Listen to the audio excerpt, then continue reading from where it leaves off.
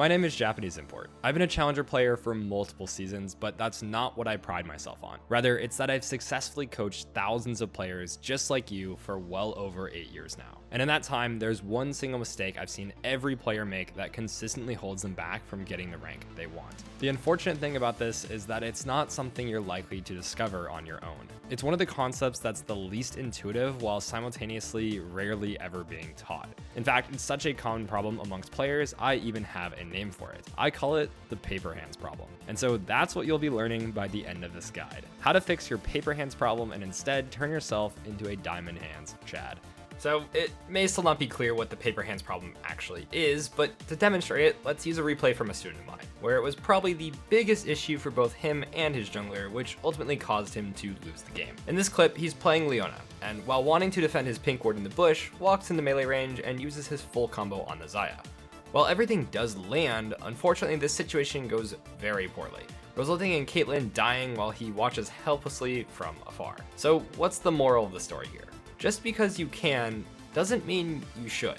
Even if you're in range to land everything, it's usually not a great idea to do so without really considering the implications. If we go back to look at how far away his teammates were from any follow-up moments before the engage, it doesn't make a lot of sense to use all of our cooldowns now. In fact, while Leona lands everything, there's very little follow-up during the duration of the crowd control. Caitlyn only gets one Q off. After this, Leona is non-threatening with 0 crowd control and can be completely ignored by the entire enemy team. If instead, Leona had just backed off immediately, played at range, and tried to stall time to allow for Hecarim and Cassio to rotate over, this fight could have gone a lot differently. Even with Zed coming, that would have been a 4v3 fight, and assuredly we would have won. So waiting for follow-up on spells and for more teammates was the main reason behind wanting to diamond hands and hold spells in this situation. But if that were all this guide were about, it wouldn't be particularly interesting, would it? In reality, this guide is about a few things. The concept of pressure, how to use it, and the questions you should be asking yourself before you decide to pull the metaphorical trigger and use your spells. But before we look into how I use this concept on my Masters Smurf, I just want to remind you, guides like this are only possible thanks to our subscribers on our website, skillcap.com. It's there you'll find premium courses for every role and skill that are taught by the best players. It's why Skillcapped is the perfect platform to help take your game to the next level. The best part, our service is completely risk-free to try as you're kept safe with rank up insurance. If you don't significantly improve while actively using Skillcapped, then you get your money back, no questions asked. So what are you waiting for? Get the rank you've always wanted by clicking the link in the description below.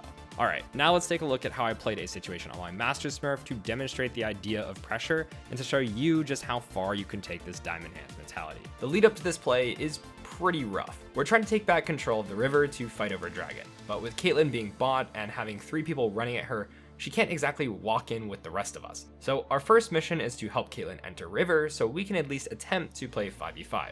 Unfortunately, Camille does not get the memo, and while in the process of escorting our ADC into river, walks headfirst into the entire enemy team, practically dying for free. I ult mainly for damage, and it does allow us to trade back a kill onto Riven, but we're still not in a great spot. We haven't been able to enter river, and now Aurelia manages to get caught out, dying while attempting to sit on the flank for an angle onto the backline. So now, here we are, I have no ult, and we're fighting 3v4 against a team who is objectively way stronger than us. So here are the options now.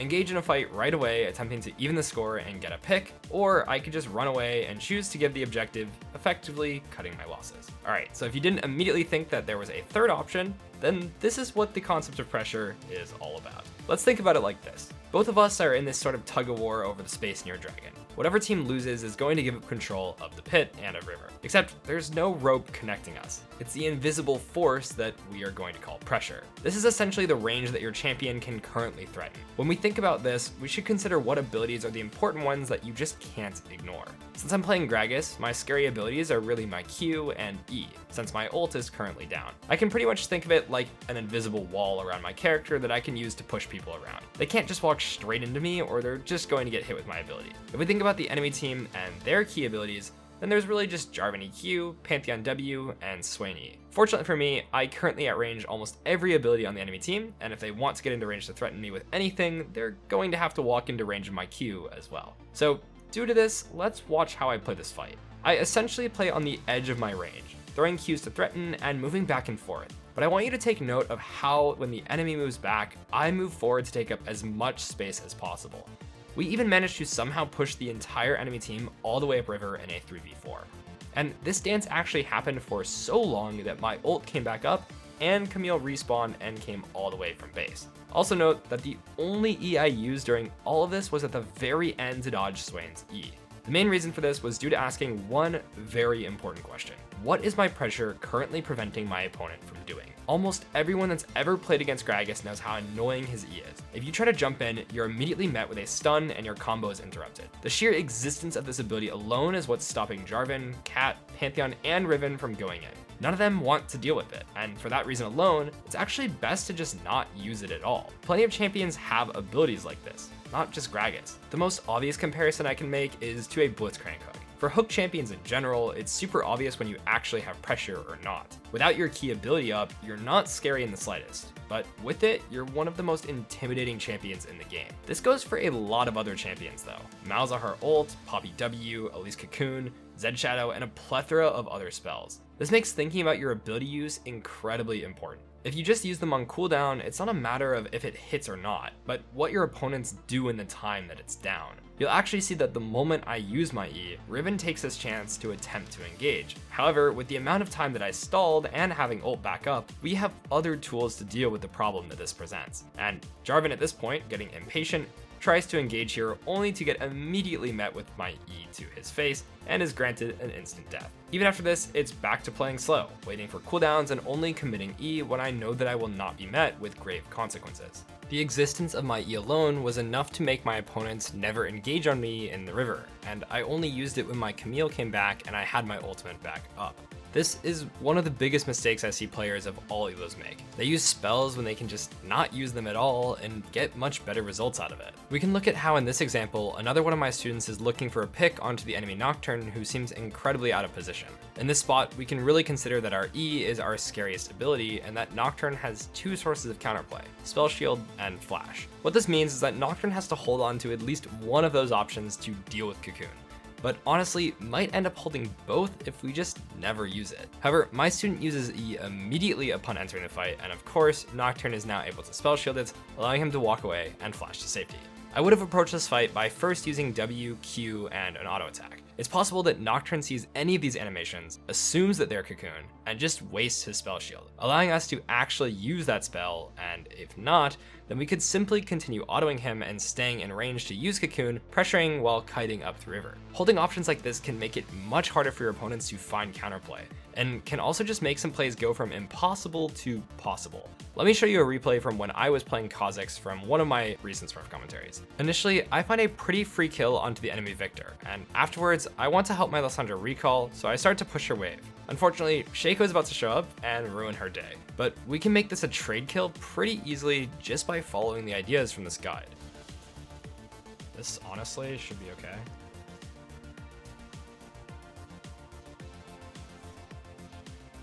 Just gonna auto, don't W till the very end. That's really important there. If I W, I won't be able to keep autoing. And now this is gonna allow me to push the rest of this wave in, which is huge.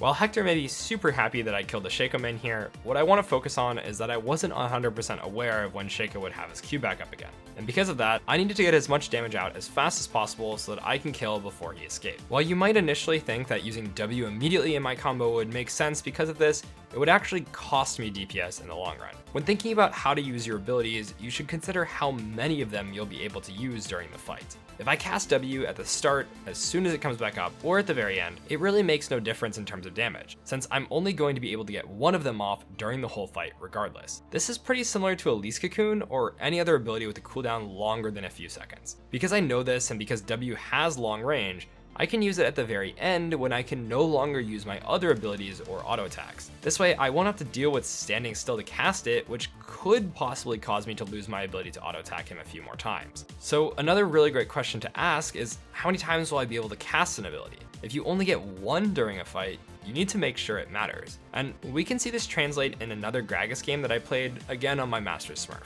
Initially, we can see how I'm holding E just like we talked about in the first Gragas example. This time I'm placing Q in the way of where my enemies want to walk, and because of this, they're having a super rough time trying to approach. While this initially is incredibly effective, Nyla manages to get caught out and dies before the fight can really begin. So I'm joining this fight when we're already down a member.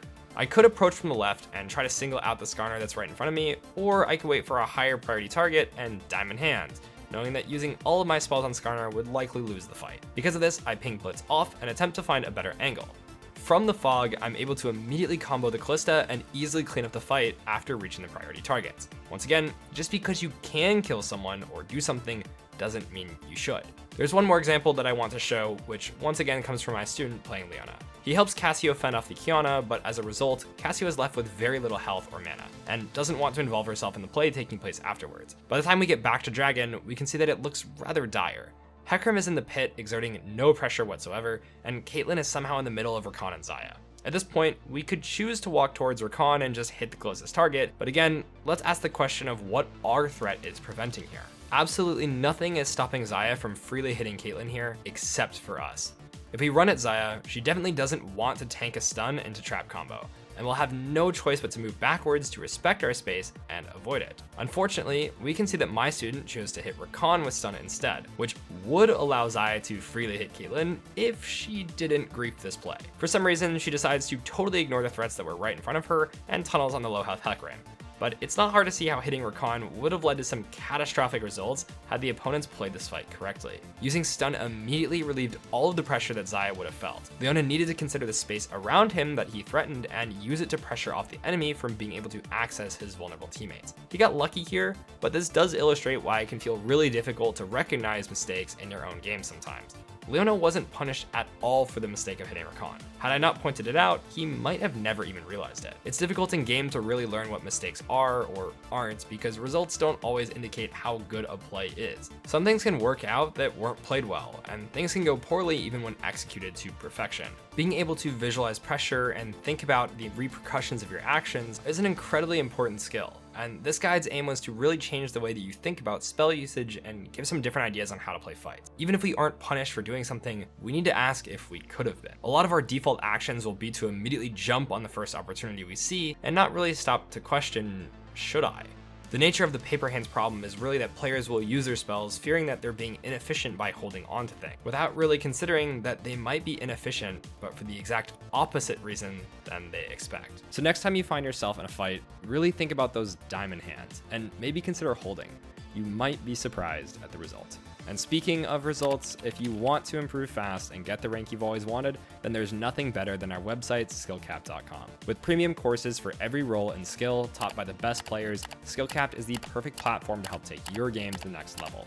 Take our wave control course. While you wait for your next game to start, you can learn freezing, fast pushing, slow pushing, bouncing waves, the list goes on, all in just a few minutes to maximize your improvement rate. Or maybe you just like seeing your opponent's health go to 0. Then you'll love our trading course. We even have a skill test at the end so you can see how good you really are. Players just like you are leaving 5-star reviews and raving at how helpful they are. That's not all we offer though, as every week we release 10 brand new Smurf commentaries where a challenger player teaches you how to climb out of the exact rank you're stuck in. If you're looking for something more personal instead, then we've got you covered with one-on-one coaching from our trained challenger experts. All of this seems too good to be true? Well, don't worry. We're backed by a rank up guarantee. If you don't significantly improve while actively using Skillcapped, then you get your money back, no questions asked. So what are you waiting for? Get the rank you've always wanted by clicking the link in the description below. All right, that's a wrap on this one, guys. We here at Skillcapped want to thank you for watching, and we'll catch you in the next one.